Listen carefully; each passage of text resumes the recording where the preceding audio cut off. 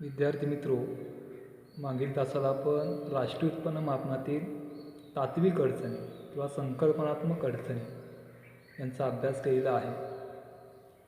आज आपण राष्ट्रीय उत्पन्न मापनातील अडचणींमधील व्यावहारिक अडचणी किंवा सांख्यिकीय अडचणी यांचा अभ्यास करणार आहोत. राष्ट्रीय उत्पन्न मापन करत असताना अनेक वेगवेगळ्या प्रकारच्या आकडेवारी किंवा सांख्यिकीय आकडेवारी संकलित करावी लागते.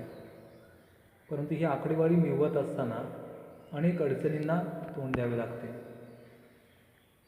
कारण आकडेवारी संकलित करत असताना उत्पादनाची किंवा उत्पन्नाची पूर्ण आणि खात्रीशीर आकडेवारी संकलित होणे किंवा जमा करणं आवश्यक असते. परंतु अशी खात्रीशीर आकडेवारी उपलब्ध न झाल्याने राष्ट्रीय उत्पन्नाचे मापन करताना अडचणींना तोंड द्यावे लागते.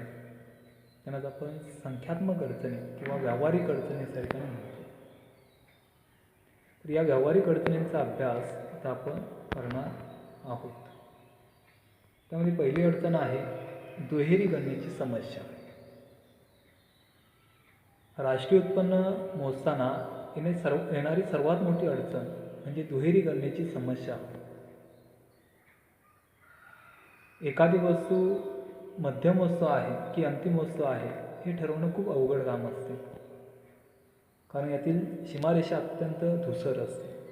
कोणत्या वस्तूला मध्यम वस्तू मानावी आणि कोणत्या वस्तूला अंतिम वस्तू मानावी हे ठरवणं तेवढंसं सोपे नसते. आणि त्यामुळे एकाच वस्तूची दुहेरी गणना होण्याची दाट शक्यता असते. आणि त्यामुळे दुहेरी गणनेची समस्या ही राष्ट्रीय उत्पन्न मापनातील एक मोठी समस्या या ठिकाणी मानली जाते. उदाहरणार्थ, बेकरीमध्ये जे पीठ वापरले जाते त्याला मध्यम वस्तू म्हणून संबोधले जाते. कारण या पिठापासून काही पदार्थ बनवले जातात आणि पदार्थ म्हणून नंतर ते विक्रीसाठी मार्केटला आणले जातात. आणि ते पदार्थ म्हणजे अंतिम वस्तू ठरते. आणि त्यामुळे बेकरीमध्ये वापरलं जाणारं पीठ हे बेकरीमध्ये मध्यम वस्तू ठरते. परंतु हेच पीठ जेव्हा कुटुंबामध्ये वापरले जाते तेव्हा ते अंतिम वस्तू ठरते. आणि त्यामुळे कोणत्या पिठाचा समावेश राष्ट्रीय उत्पन्नात करावा आणि करू नये ही एक अडचणीची बाजू ठरते. आणि यातूनच एकाच वस्तूची दोनदा गणना होण्याची भीती असते. आणि त्यामुळे राष्ट्रीय उत्पन्न वाढलेलं आपल्याला आढळून येते. आणि म्हणून दुहेरी गणनेची समस्या ही एक महत्त्वाची किंवा सर्वात मोठी अडचण राष्ट्रीय उत्पन्नातली मानली जाते. त्यानंतर पुढची अडचण आहे अमौद्रिक क्षेत्राचे अस्तित्व. विकसनशील देशांमध्ये अमौद्रिक क्षेत्राचे अस्तित्व असलेले आढळून येते. अनेक व्यवहार पैशाच्या स्वरूपात न करता किंवा चलनाच्या स्वरूपात व्यवहार न करता वस्तू विनिमय पद्धतीने व्यवहार केले जातात. म्हणजे एक वस्तू देऊन दुसरी वस्तू त्या मोबदल्यात घेतली जाते. म्हणजे हे व्यवहार चलन देऊन किंवा पैसे देऊन केले जात नाही. त्यामुळे अशा व्यवहारांचा समावेश राष्ट्रीय उत्पन्नात करता येत नाही. भारतासारख्या विकसनशील देशात मोठ्या प्रमाणावर अमौद्रिक क्षेत्र अस्तित्वात आहे. शेती व्यवसाय अजूनही उदरनिर्वाहासाठी केला जातो. म्हणजे उदरनिर्वाहाचं साधन म्हणून शेतीकडे बघितले जाते. शेती उत्पादनाचा बराचसा मोठा भाग आहे हा वैयक्तिक उपभोगासाठी वापरला जातो. म्हणजे स्वतःच्या गरजा पूर्ण करण्यासाठी या शेती उत्पादनाचा वापर केला जातो. आणि या उत्पादनातील काही भाग इतर वस्तू आणि सेवांच्या बदल्यात विनिमय करण्यासाठी उपयोग केला जातो. म्हणजे आपल्याकडचा अन्नधान्य किंवा शेतमाल असेल, हा शेतमाल शिल्लक राहिल्यानंतर त्या शिल्लक राहिलेल्या शेतमालाच्या मोबदल्यात इतर वस्तू या ठिकाणी घेतल्या जातात. म्हणजे वस्तू देऊन वस्तू घेतल्या जातात. म्हणजे वस्तू विनिमय पद्धतीने व्यवहार केले जातात. आणि त्यामुळे अशा वस्तू विनिमय पद्धतीने व्यवहार होत असल्या कारणाने त्यांचा समावेश राष्ट्रीय उत्पन्नामध्ये करणं कठीण होते. आणि म्हणून अमौद्रिक क्षेत्राचे अस्तित्व हे देखील राष्ट्रीय उत्पन्न मापनातील एक अडचण या ठिकाणी मानली जाते. त्यानंतर पुढची अडचण आहे अपुरी आणि अविश्वसनीय सांख्यिकीय आकडेवारी. राष्ट्रीय उत्पन्नाचं मापन करत असताना पुरेशी आणि अचूक सांख्यिकीय आकडेवारी उपलब्ध होणे आवश्यक असते. परंतु अशी पुरेशी आणि अचूक सांख्यिकीय आकडेवारी उपलब्ध न झाल्याने राष्ट्रीय उत्पन्न मापन करताना अडचणी येतात. विकसनशील देशात उत्पादन आणि खर्चाविषयीची पुरेशी आणि अचूक माहिती उपलब्ध नसते. शेती, मत्स्य व्यवसाय, पशुपालन, वन उत्पादने, किरकोळ व्यावसायिक, बांधकामावरील कामगार, छोटे व्यावसायिक इत्यादींच्या उत्पादनाची अचूक व विश्वसनीय माहिती उपलब्ध होत नाही आणि त्यामुळे राष्ट्रीय उत्पन्नाचं मापन करताना अडचणी येतात. तसेच उत्पन्न पद्धतीने राष्ट्रीय उत्पन्नाचे मापन करताना अनर्जित उत्पन्नाची माहिती, ग्रामीण व शहरी उपभोगातील आणि गुंतवणुकीवरील खर्च आहे याची देखील माहिती उपलब्ध होत नाही आणि ही माहिती जमा करण्यासाठी भारतामध्ये त्याची स्वतंत्र अशी व्यवस्था नाही आणि त्यामुळे ही माहिती अचूकपणे या ठिकाणी मिळवली जात नाही किंवा अचूकपणे उपलब्ध होत नाही आणि त्यामुळे देखील राष्ट्रीय उत्पन्न मापन करताना अडचणी निर्माण झालेल्या आढळतात. आता यामध्ये अनर्जित उत्पन्न म्हणजे काय की उत्पादन कार्यामध्ये सहभागी न होता जे उत्पन्न लोकांना प्राप्त होते त्याला अनर्जित उत्पन्न म्हटले जाते. उदाहरणार्थ लॉटरी, तर यापासून मिळणारं उत्पन्न असे अनेक घटक आहेत की उत्पादन कार्यामध्ये सहभागी न होता लोकांना त्यापासून उत्पन्न मिळते. तर अशा उत्पन्नाचा समावेश देखील राष्ट्रीय उत्पन्नामध्ये करावा की करू नये ही देखील एक अडचणीची बाजू त्या ठिकाणी उपलब्ध होते आणि याची देखील अचूक आकडेवारी या ठिकाणी उपलब्ध होत नाही आणि म्हणून राष्ट्रीय उत्पन्न मापन करताना अडचणी येतात. म्हणजे अपुरी आणि अविश्वसनीय सांख्यिकीय आकडेवारी ही देखील एक राष्ट्रीय उत्पन्न मापनातील एक सांख्यिकीय किंवा व्यावहारिक अडचण मानली जाते. त्यानंतर पुढची अडचण आहे घसारा. घसारा म्हणजे काय तर उत्पादन कार्यामध्ये वस्तूंचे उत्पादन करण्यासाठी ज्या भांडवली वस्तू वापरल्या जातात किंवा यंत्र वापरले जातात याचं मोजमाप करणं कठीण असते किंवा अवघड असते. उत्पादन कार्यामध्ये वस्तूंचे उत्पादन करण्यासाठी ज्या भांडवली वस्तू आणि यंत्रांचा वापर केला जातो त्याची जी झीज होते त्याला घसारा असे म्हटले जाते आणि ही झीज भरून काढण्यासाठी काही विशिष्ट टक्के रक्कम बाजूला करून ठेवणे अपेक्षित असते.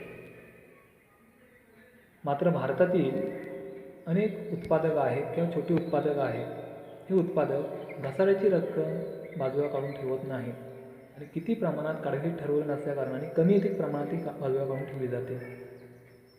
कारण भांडवली वस्तू या लहान मोठ्या आकाराच्या असतात आणि लहान मोठ्या आकाराच्या असल्याकारणाने त्या भांडवली वस्तूंसाठी त्यांची झीज झाल्यानंतर त्याची झीज भरून काढण्यासाठी किती रक्कम बाजूला काढावी हे उत्पादकांना निश्चित माहीत नाही आणि त्यामुळे घसाऱ्याची रक्कम बाजूला काढून ठेवली जात नाही. त्यामुळे अशा भांडवली वस्तूंची झीज भरून काढण्यासाठी लागणारी जी काय घसाऱ्याची रक्कम आहे ही अंदाजे बाजूला काढली जाते आणि अंदाजे बाजूला काढून ते राष्ट्रीय उत्पन्नातून वजा केले जाते आणि निव्वळ राष्ट्रीय उत्पन्न काढले जाते. भांडवली वस्तू व यंत्रांची होणारी झीज, भांडवली मालमत्तेचे तांत्रिक आयुष्य, भांडवली वस्तूंचा वापर, वस्तूचे स्वरूप, वस्तूची नियमित आणि काळजीपूर्वक देखभाल इत्यादी अनेक गोष्टींवरती अवलंबून असते आणि म्हणून ही झीज भरून काढण्यासाठी काही विशिष्ट टक्के रक्कम बाजूला काढून ठेवणे आवश्यक असते.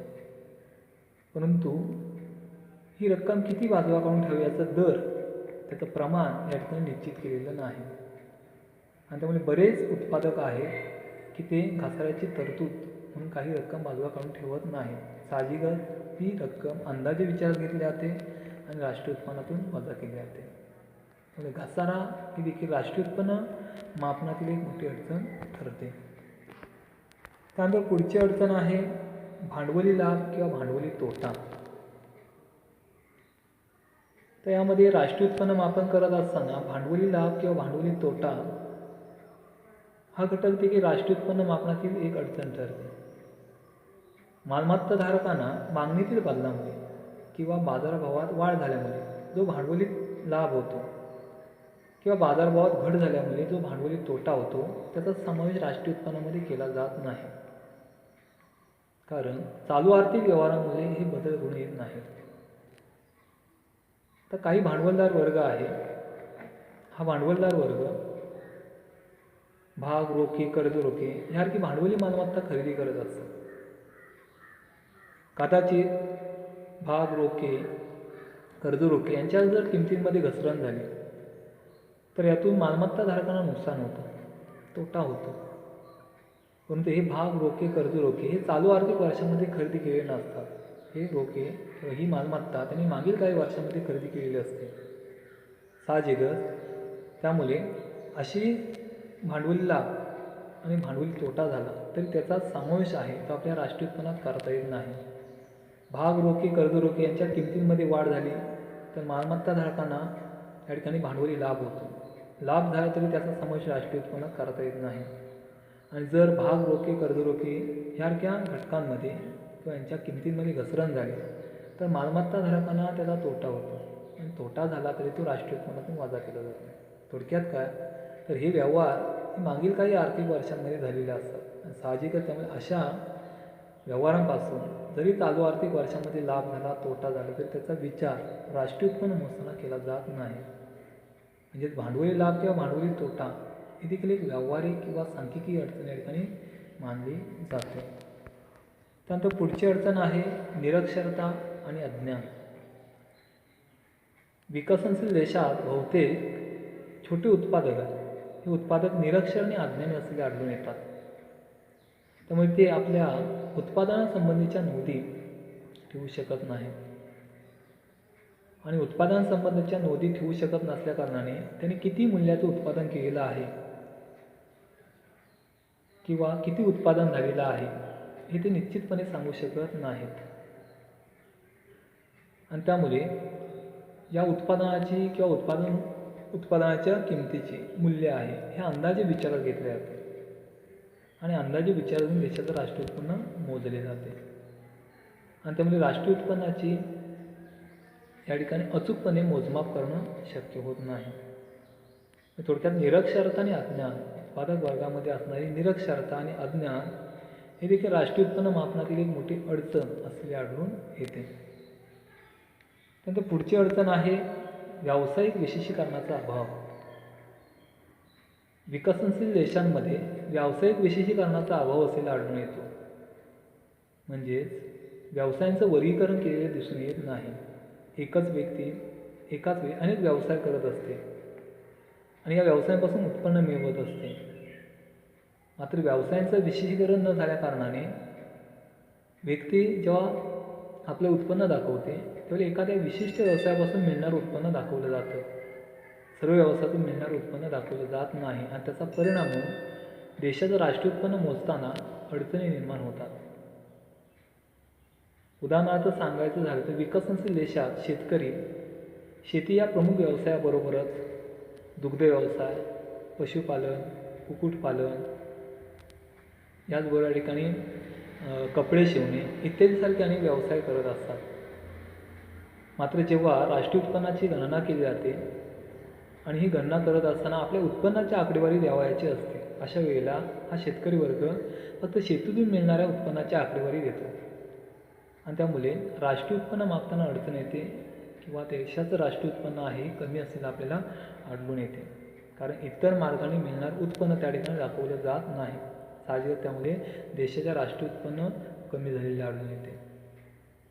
म्हणजेच व्यावसायिक विशेषीकरणाचा अभाव म्हणजे विकसनशील देशांमध्ये किंवा भारतासारख्या देशांमध्ये व्यावसायिक विशेषीकरणाचा अभाव नसल्याकारणाने देखील राष्ट्रीय उत्पन्न मापण्यामध्ये अडचणी निर्माण झालेल्या आढळून येतात. त्यानंतर पुढची अडचण आहे मालाच्या साठ्याचे मूल्य.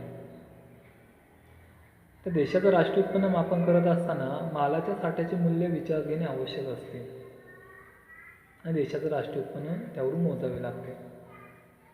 मालसाठा म्हणजे काय तर उत्पादकाकडे असणाऱ्या मध्यम वस्तू, अर्धसिद्ध वस्तू, कच्चा माल, अंतिम वस्तू यांचा असणारा जो साठा आहे त्याला मालाच्या साठ्याचे मूल्य अशा ठिकाणी म्हटले जाते. मालसाठ्याच्या मूल्यात होणाऱ्या सकारात्मक आणि नकारात्मक बदलांचा समावेश स्थूल राष्ट्रीय उत्पादनात केला जातो. आणि त्यामुळे मालसाठ्याच्या मूल्यमापनात झालेली चूक अंतिम वस्तूच्या मूल्यात बदल करू शकते. आणि म्हणून मालसाठ्याचे मूल्यमापन काळजीपूर्वक करावे लागते. म्हणजे आपण जो कच्चा माल, अर्धसिद्ध वस्तू, मध्यम वस्तू किंवा अंतिम वस्तू ज्या साठवून ठेवलेल्या आहेत त्याचं अचूकपणे मोजमाप करणं आवश्यक असते. काळजीपूर्वक त्याचं मोजमाप करावं लागतं आणि जर काळजीपूर्वक मोजमाप केलं तरच अंतिम वस्तूच्या किमती आहेत ते योग्य राहतात.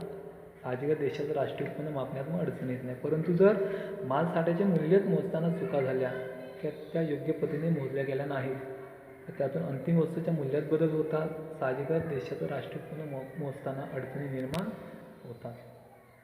म्हणून मालाच्या साठ्याचे मूल्य हे देखील व्यावहारिक एक सांख्यिकीय अडचण म्हणून या ठिकाणी मानली जाते. तर अशा पद्धतीने राष्ट्रीय उत्पन्न मापन करत असताना या अनेक अडचणींना तोंड द्यावे लागते आणि अडचणींना तोंड देऊन किंवा सामोरे येऊन देशाचं राष्ट्रीय उत्पन्न मापन करावे लागते.